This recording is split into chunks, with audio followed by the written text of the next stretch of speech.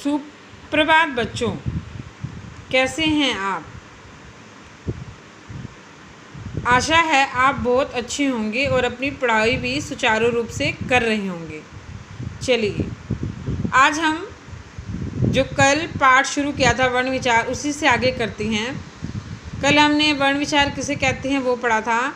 वर्ण विचार की वर्णमाला किसे कहते हैं, वर्णमाला के कितने भेद होते हैं उसके बारे में हमने पढ़ा था। आज हम स्वर व्यंजन हमने कल कर लिए थे, आज हम उसके प्रकार करेंगे।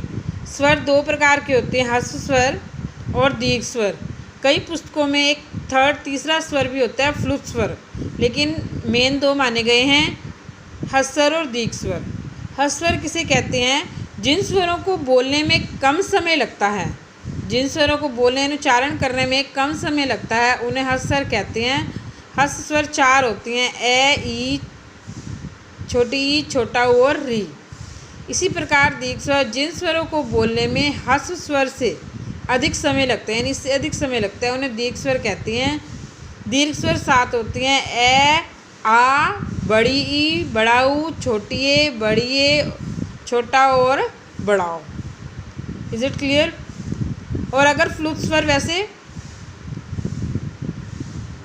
कई पुस्तकों में जो दे रखा होता है, लेकिन मेन जो है वो दो ही मानते हैं। अगला है व्यंजन के भेद। व्यंजन के तीन भेद हैं, स्पर्श व्यंजन, अंतः व्यंजन और एक अगला आएगा आगे, ऊष्म व्यंजन। अगला स्पर्श व्यंजन कैसे कहते हैं, जिन व्यंजनों को बोलते समय, जिन व्यंजनों बोलते हैं उच्चारण करते समय जीभ मुख के अंदर के विभिन्न भागों को स्पर्श करती हुई बाहर आती है, उन्हें हमें स्पर्श करते हैं, क्योंकि वो स्पर्श करेगी तभी वो स्पर्श व्यंजन है ना। इसको हम 5 कैटेगरी, 5 वर्गों में बांटते हैं। पहला है, आपने कै खे का पढ़ा होगा, पहले 5 जो अक्षर होते हैं वो पहले वर्ग में आते हैं, कै, कै, खे, गे, घे, अड़। ये होता है क्वर्ग।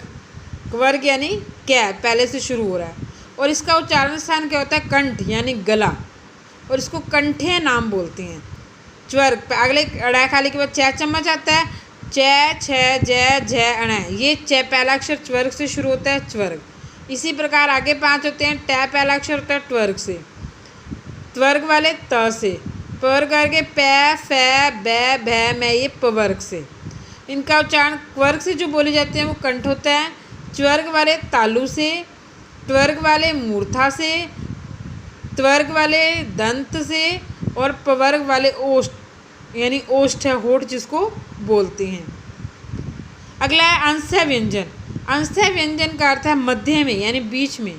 जिन व्यंजनों के उच्चारण में जीभ मुंह के अंदर के भागों को बहुत थोड़ा स्पर्श करती है, यानी उसमें तो क्या करता है, बाहर आ जाती है स्पर्श करती हुई, जीभ के विभिन्न भागों को स्पर्श करती हुई, लेकिन इसमें थोड़ा सा स्पर्श करती है, उसे अंतः व्यंजन करती है। 4 होते हैं, य, र, ल, व, अंतः व्यंजन। कई बार एग्जामिनर पूछ भी बैठता है कि य, र, ल, व कौन से व्यंजन है, तो वो होते हैं अंतः।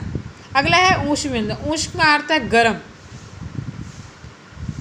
जिन व्यंजनों के उच्चारण में वायु मुंह के विभिन्न भागों से रगड़ खाती हुई बाहर आती है, जिन व्यंजनों के उच्चारण में वायु मुंह के विभिन्न भागों से रगड़ खाती हुई बाहर आती है और गर्मी पैदा करती है, क्योंकि गर्म है तो गर्मी पैदा होगी, उन्हें ऊष्म व्यंजन कहते हैं। शै शलगम, शै षटकोण, सै सपेरा, है हाथी, ये ऊष्म व्यंजन है। एक अन्य व्यंजन होता है संयुक्त व्यंजन, तो दो व्यंजनों के मेल से बनता है।